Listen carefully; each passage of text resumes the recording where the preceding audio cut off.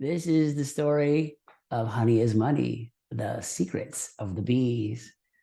And this is a book I wrote with my friend Dan Rome. And I wrote this book with him after observing the bees in my backyard and thinking about how they live their lives and how the bee business of making honey is identical to the human business of making money. And as I was watching them, at this point, I had discovered the ideas that the bees store honey in a hexagon, which is the most efficient shape, which requires the least amount of work to create the most amount of volume. And I thought, why would that be? And the answer is because time is honey. And the idea there is that, like all living things, they want to do the least amount of work to buy the most amount of time. And that's like spending money efficiently. It's like no one ever negotiates to buy a car for more money. People try to negotiate to buy a car for less money. No one goes to a restaurant. I guess there's tips, but no one goes to a restaurant and looks at the menu and then agrees to pay like 10 times as much money, like in a negotiating tactic, because what they're really doing is trading that for time working to create the money to trade for the food so they don't have to grow it in a field and whatever.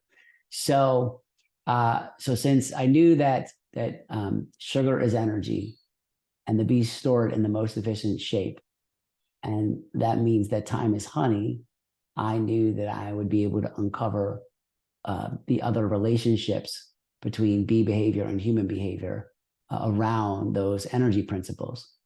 And so I was watching them in my backyard. Didn't take me too long, maybe a week, to figure out the various components of the bee lives compared to human lives in terms of physics, biology, psychology, economics, anthropology, and futurology.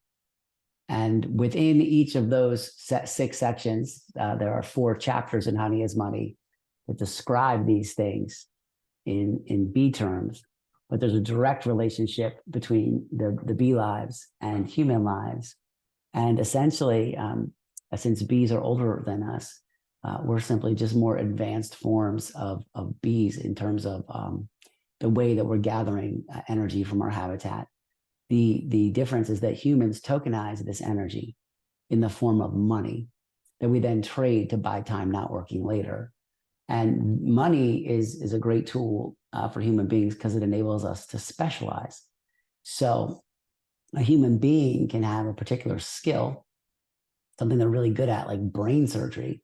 And that human being won't have to like forage for food or grow corn or, have chickens, or defend themselves from harm, because money enables us to be efficient with our work. And it's more efficient, just like the bees. The bees have special functions. You have basically 3 kinds of bees in a hive. You have a queen bee, whose job it is to lay eggs and reproduce. And you have female worker bees, and you have male drone bees. And the female worker bees have various roles throughout their lives. And this is all described in Honey is Money. But first, they're an egg, and then they're a fertilized egg, then they're a larva, and then they hatch and they're a baby bee. And then they're a nurse bee, which is a bee that takes care of baby bees. It's like a toddler in human terms because they can't fly yet. And then they become a wax bee, which is they create wax in the hive and repair the hive and expand the hive because they're not strong enough to leave the hive. And then they leave the hive and they become a forager. And then that's when they do the work of gathering energy in their habitat in the form of nectar, bring it back to the hive. And then they usually become what's called an undertaker bee, which is they clean up the hive. They can't, they're too weak to fly. So they just clean up the other bees that have died, clean up the debris, and then they die. And another bee that's right before them in the cycle takes them out of the hive and removes the debris.